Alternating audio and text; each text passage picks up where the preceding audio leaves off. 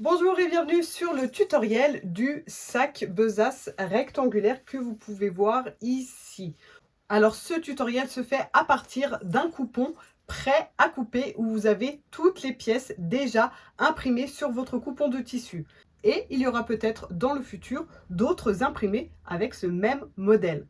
Sur la vidéo, je vous montre toutes les étapes de montage ainsi que la sangle ici en option réglable avec la boucle de réglage ici et les petits mousquetons sur les côtés. Vous pouvez aussi choisir de mettre votre sangle ici directement cousue sur les côtés de part et d'autre. J'avais pensé faire un petit bouton pression ici pour fermer le sac, mais je me suis rendu compte que c'était un peu trop juste par rapport au dessin et par rapport à l'emplacement des poches que l'on ne peut pas vraiment changer étant donné qu'il y a des marcations ici sur le tissu. Donc on est obligé de respecter l'endroit pour la poche et du coup sur la vidéo je ne vous montre pas comment mettre le petit bouton ici. Je pense qu'il est préférable du coup de ne pas en mettre, sinon ça tire trop ici au niveau du rabat.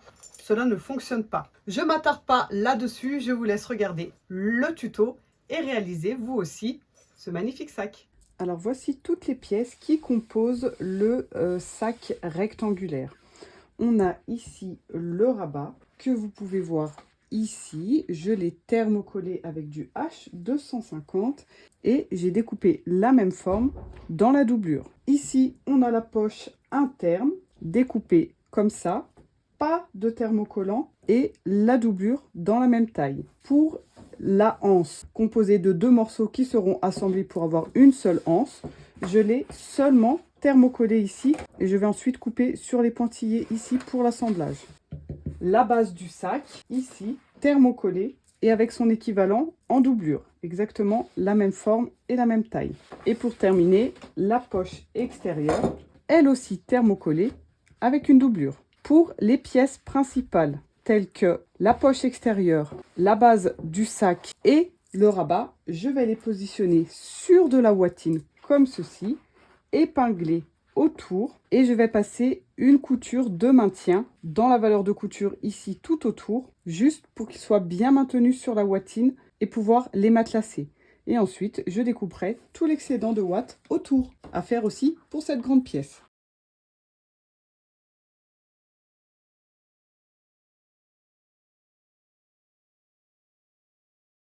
Une fois qu'on a égalisé nos pièces ici, on peut, si on le souhaite, matelasser. C'est optionnel, mais je vous conseille de le faire car le rendu final est quand même vraiment top.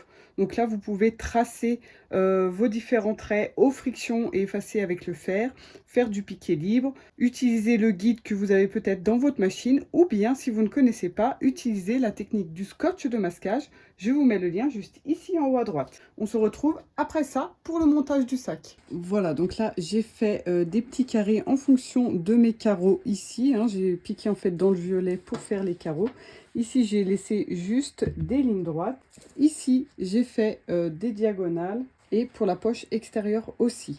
Maintenant, on va mettre ça de côté et on va monter, enfin doubler nos deux poches. La poche extérieure ici, je vais me mettre endroit sur endroit avec la doublure.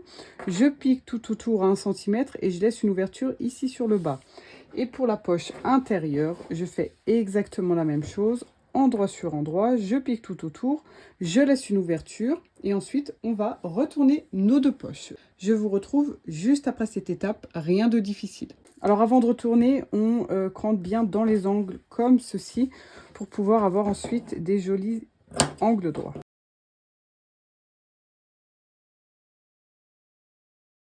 Ensuite, on va passer au fer à repasser, bien repasser les deux pièces et les assembler sur le sac. Voilà, après être passé au fer, tout est bien à plat. J'ai bien refermé l'ouverture ici sur le bas. Donc cette partie ici intérieure va venir sur la doublure. Voilà, donc on ne la met pas trop vers le bas, hein, à peu près au milieu ici au niveau de la doublure. On peut épingler sur les côtés.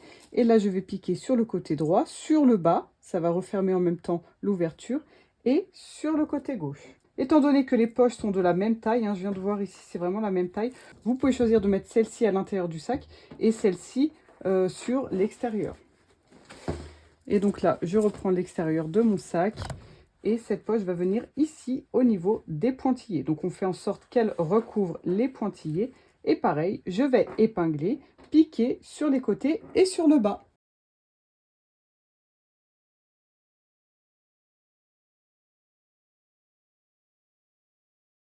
Voici donc la poche ici sur l'extérieur et ici à l'intérieur.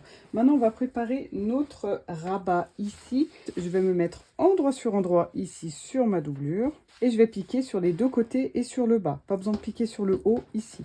On passe à la machine. On peut dégarnir ici un petit peu pour éviter d'avoir trop de matière à l'intérieur et on retourne. Ensuite, on va bien passer au fer à repasser pour avoir une bonne finition, des jolis arrondis sur le bas ici. Et après, c'est optionnel, mais si on veut, on peut surpiquer tout autour ici notre rabat en piquant du côté du tissu extérieur, comme ceci. Maintenant, je récupère la base du sac.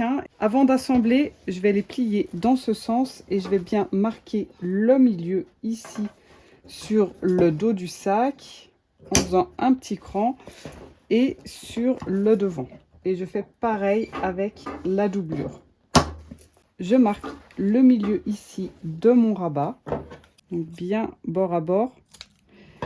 Et je vais l'aligner ici avec mon cran du milieu aussi. Attention, je ne vais pas le piquer ici tout au bord, mais ici sur la ligne où c'est écrit position pour fixer le rabat du devant.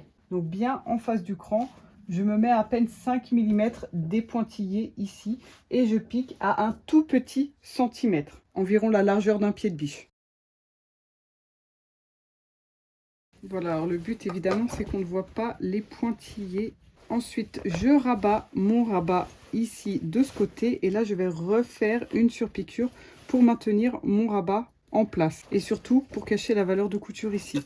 Donc on n'hésite pas ici si on veut couper un petit peu tout ce qui dépasse pour éviter que ça dépasse du coup de la couture que l'on va faire. On peut enlever le plus possible ici la matière.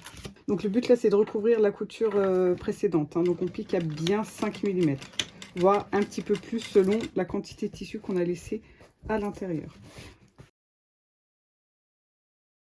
J'espère que le tutoriel vous plaît, que toutes les explications sont faciles à comprendre et que vous réaliserez vous aussi très facilement ce joli sac. Un petit like, un commentaire, ça fait toujours plaisir. Et si vous êtes nouveau sur la chaîne YouTube, n'oubliez pas de vous abonner en cliquant sur le petit bouton rouge s'abonner et aussi sur la cloche pour activer les notifications et vous maintenir informé de la sortie des prochains tutos. On se retrouve pour la vidéo, pour la suite et fin. Une fois que j'ai mon rabat, je le garde à l'intérieur, juste le temps de plier ici mon sac en deux. Je me mets bien bord à bord ici sur le côté droit, je pique 1 cm. Ensuite, côté gauche, je pique 1 cm. Et je fais la même chose ici pour ma doublure. Voilà, donc je fais ça hors caméra, je vais piquer à droite, à gauche. Et ensuite, on se retrouve pour fermer les côtés ici. Voilà, ça donne ça. Et pour la doublure, on fait exactement pareil, sauf qu'on laisse sur un des côtés une ouverture. Voilà, j'ai bien 15 cm ici.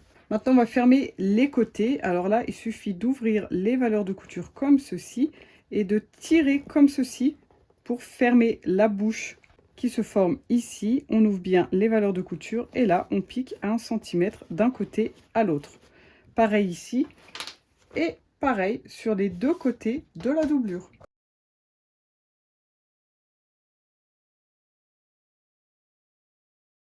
Voici pour la partie extérieure. Alors pour la grande anse, ici pour la bandoulière, deux options. Ou on pique endroit sur la droite, sur la gauche et on retourne tout comme une coulisse. Ou alors on pique juste un côté et l'autre côté, on va déjà le préparer en repliant la valeur de couture comme ceci. On fait en sorte voilà, qu'on ne voit plus du tout la valeur de couture ici, en blanc avec les petites fleurs. On repasse bien au fer de ce côté, de l'autre côté ici. On repasse des deux côtés et ensuite je couperai ici et je ferai qu'une couture ici et ensuite je ferai une surpiqûre du côté rabattu. Donc je passe au fer et je viens vous montrer la suite. Voilà, donc j'ai bien tout retourné ici et de ce côté je vais séparer. J'ai préféré couper après. Donc je coupe sur les deux pointillés. Voilà, donc maintenant je vais me mettre endroit sur endroit comme ceci. Je vais piquer donc bien bord à bord sur le haut, sur le bas, comme ceci. De haut en bas, je pique ici à un bon centimètre. Et ensuite, quand je vais retourner comme ça, j'aurai déjà ma finition de faite. J'aurai plus qu'à faire une surpiqûre ici. Si vous voulez votre bandoulière entière, vous n'avez pas besoin de faire les finitions ici.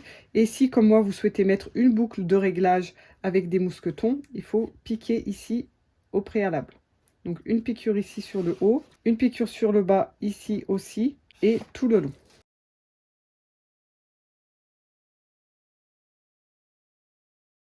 Donc là, je vais bien cranter dans les angles ici et ici. Et je vais tout retourner sur l'endroit. Donc bien repasser ici à plat hein, pour ouvrir cette couture. On retourne là aussi. Et ensuite, j'ai plus qu'à rabattre ici la couture que j'ai déjà rabattue au préalable hein, au fer à repasser. Et j'ai plus qu'à piquer ici pour fermer et piquer en face aussi pour équilibrer et avoir 2 piqûres.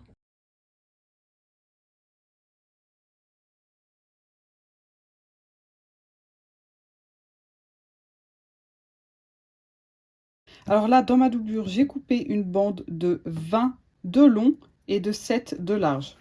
Je rabats de 1 de chaque côté et je plie sur le milieu pour avoir une bande de 2,5 finie comme la sangle ici. Ça va me permettre d'attacher mes petits anneaux ici pour mettre ensuite les mousquetons. Ensuite, je sépare cette bande en deux pour avoir 2 bandes de 10.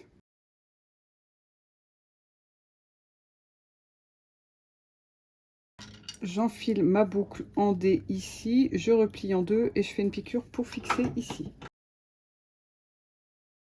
Je prépare la sangle. D'un côté, je mets seulement le mousqueton, je rabats ici et je fais 2 piqûres ici pour bien fixer la sangle.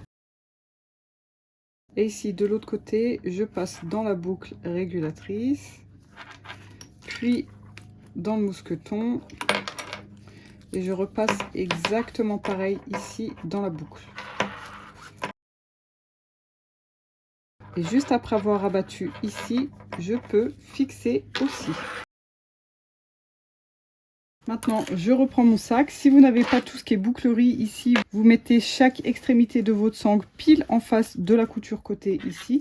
Et si vous avez ça comme moi, vous avez juste à positionner votre petite languette ici, bien au milieu de la valeur de couture, bien au milieu de la couture côté, comme ceci, et faire une petite piqûre de maintien.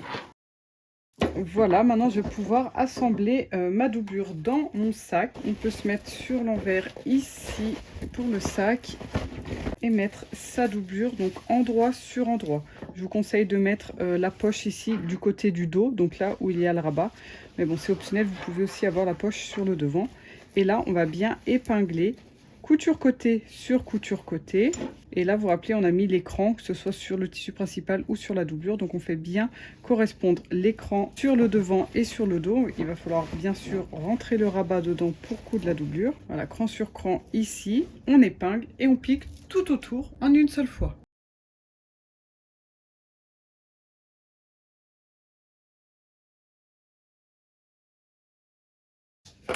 Et là, il ne nous reste plus qu'à utiliser l'ouverture ici pour retourner tout le sac. Ici, je vais passer au fer à repasser pour bien positionner ma doublure à l'intérieur du sac, hein, pour pas qu'elle dépasse comme ça, mais pour qu'il y ait bien une délimitation entre l'intérieur et l'extérieur. Et ensuite, je ferai une surpiqûre tout autour ici. Et n'oubliez pas de refermer l'ouverture, soit avec un point invisible, ou alors avec une toute petite surpiqûre tout le long ici.